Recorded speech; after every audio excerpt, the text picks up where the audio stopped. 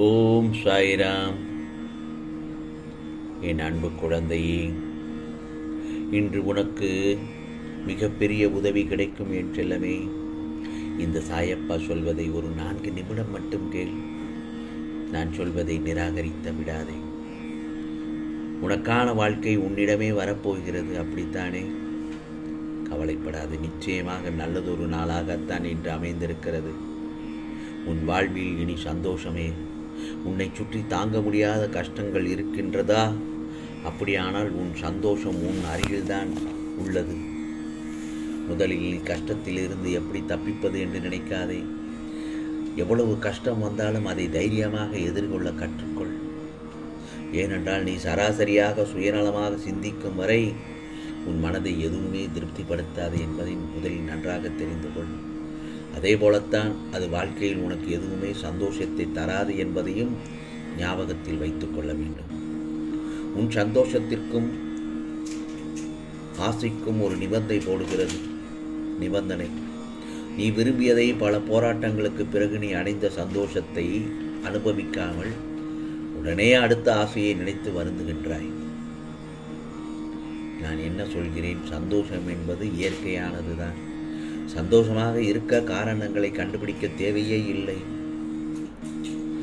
முதலில் மனதில் ஒரு ஒட்டுமொத்தமாக சேர்ந்து குவிந்திருக்கும், அதாவது உனக்கான குப்பைகளையும் குழப்பங்களையும் தேவையில்லாததை எல்லாவற்றையும் முதலில் தூக்கி எறி.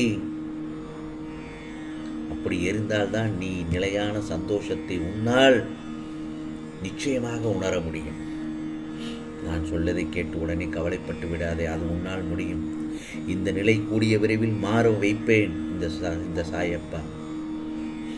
அதே போலத்தான் இன்னொன்று என்ன தெரியுமா? பொறுமை என்பது பொக்கிஷம் போன்றது. பொறுமை என்பது பொக்கிஷம் போன்றது. ஆகவே அதை நீ பாதுகாத்தால் உன் வாழ்க்கை சந்தோஷமாக இருக்கும். இன்னொன்று சொல்லட்டா? ஆசை என்பது கடல் அலைகளை போன்றது.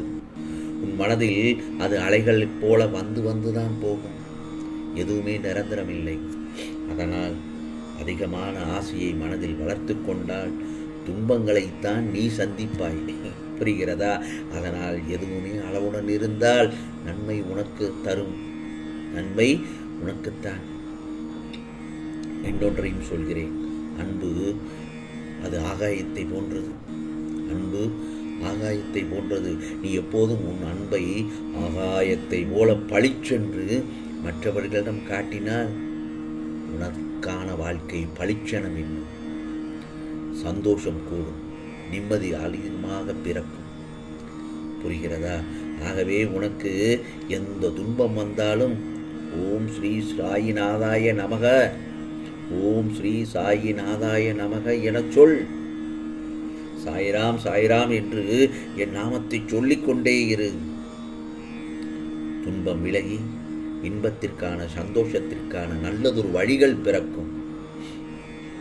புரிகிறதா? உன் வாழ்க்கையை மாற்றும். நீ இழந்ததை திரும்ப பெறப்போகிறாய்.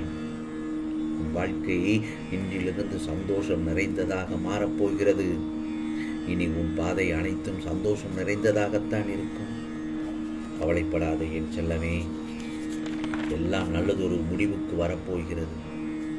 அதே போலத்தான் உனக்கான கர்ம வினைகள் அனைத்தையும் நான் கரைத்து விட்டேன். நீ மகிழ்ச்சியான பாதையில் தான் சென்று கொண்டிருக்கிறாய். நீ முதல் படியில் அடியெடுத்து வைத்து விட்டாய். மகிழ்ச்சியான பாதையில் நான் உன்னை சந்தோஷமான வாழ்க்கைக்கு அழைத்துச் செல்லப் போகிறேன். பார், இனி நடக்கப் போகும் அதிசயத்தை பார். ஆனந்தமயமான வாழ்க்கையை நன்கு உற்றுப்பார். பிறகு என் மீது நீ பல மடங்கு நம்பிக்கை கூடும் நேரம் இது. உனக்கு இனி ஒருபோதும் கவலை இருக்காது. நிச்சயமாக ஆணித்தரமாக அடித்துச் சொல்கிறேன். ஆனால் நீ செய்ய வேண்டியதெல்லாம் ஒன்றே ஒன்றுதான். இதை நானும் பல முறை உன்னிடத்தில் சொல்லிவிட்டேன். அது என்ன தெரியுமா? நம்பிக்கை, பொறுமை. இந்த இரண்டையும் நீ கைவிடாமல் பாதுகாக்க வேண்டும். இது ஒரு மந்திரம். நம்பிக்கை, பொறுமை என்கிறது தாரக மந்திரம். இதை நீ கைவிடாது அதை உன்னால் உன் வசப்படுத்தி நீ வைத்து கொண்டால்தான் நிச்சயமாக உனது நீண்ட கால போராட்டத்திற்கெல்லாம் நிறைவு வந்துவிடும் என் செல்லமே. உன் தியாகத்திற்கான பலனை இனி நீ தாராளமாக அனுபவிக்கப் போகிறாய். கண்ணீரோடு காத்திருந்த இனி மன நிறைவு பெறப்போகிறாய். இதோ உன் பொறுமையையும் நம்பிக்கையும் நான் மனதார ஏற்றுக்கொள்கிறேன். நான் அதற்கான பலனோடு உன்னிடம் வரப்போகிறேன். அவர் சொன்னார், இவர் சொன்னார் என்று ஏதோ வழிகளை தேடி நம்பிக்கை இழந்து வாழ்க்கையை வாழாதே. யாரையும் நீ தேடி ஓடி வேண்டிய அவசியம் உனக்கு இருக்காது. ஏனென்றால் இந்த சாயப்பா உன் கூடவே இருக்கின்றேன். உனக்கு 24 மணி நேரத்திற்குள் எல்லாம் நல்லது நடக்கும். நிச்சயமாக இந்த உலகில் சிலர் எப்போதும் மற்றவர்களை காயப்படுத்துவதையே வேலையாக கொண்டுள்ளார்கள். அப்படித்தான் இருக்கிறார்கள். அதைத்தான் உனக்கும் செய்கிறார்கள். நீ மனதைரியத்தோடு உன்னுடைய ஆற்றலை தேவையற்ற இவர்களிடம் வீணடிக்காதே. இதுவரை உன் மனதில் இருந்த வலிகளும் வேதனைகளும் துக்கங்களும் தோல்விகளால் மனம் பரிதவித்தது எல்லாம் முடிவுறும் காலம் வந்துவிட்டது.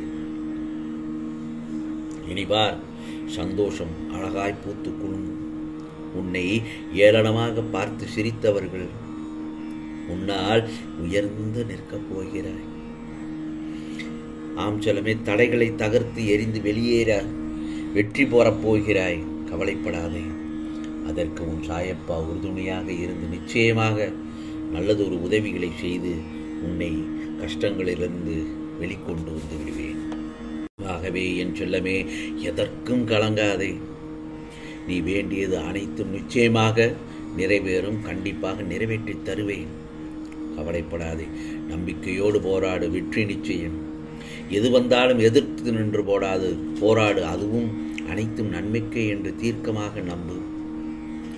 உனக்கு ஏற்படும் நிராகரிப்புகளை எண்ணி மனம் உடைந்து போக வேண்டாம். உன்னை யாராவது தூக்கி எறிகிறார்கள் என்றாலே இந்த சாயப்பா உன்னை மேலே தூக்கி விடுகிறான் என்றுதான் அர்த்தம். அதே போலத்தான் செய்யும் உதவியை சொல்லி காட்ட வேண்டாம். அந்த மாதிரியான பழக்கம் இருந்தால் உதவி செய்யாதே. சொல்லி காட்டும் பழக்கம் இருந்தால் யாருக்கும் உதவி செய்ய நினைக்காதே. இன்று நீ சிரித்துக்கொண்டே பிறரை இகழ்ந்து பேசிக் கொண்டிருக்கலாம். ஆனால் அதுவே உன் மீது வட்டியும் முதலுமாக திருப்பப்படும் என்பதை நினைவில் கொள். துன்பங்கள் வரும் நேரத்தில் அதை ஒதுக்கிவிட்டு எப்போதும் நீ சிரித்துக்கொண்டே இரு. ஒன்று மட்டும் நல்லா தெரிஞ்சுக்கோ, நீ ஆழப் பிறந்தவன் அல்ல.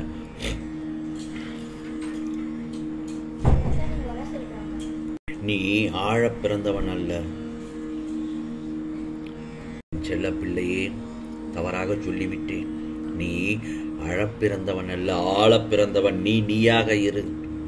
நல்லது செய். நல்லது மட்டுமே செய். உனக்கு நல்லது மட்டுமே கிடைக்கும்.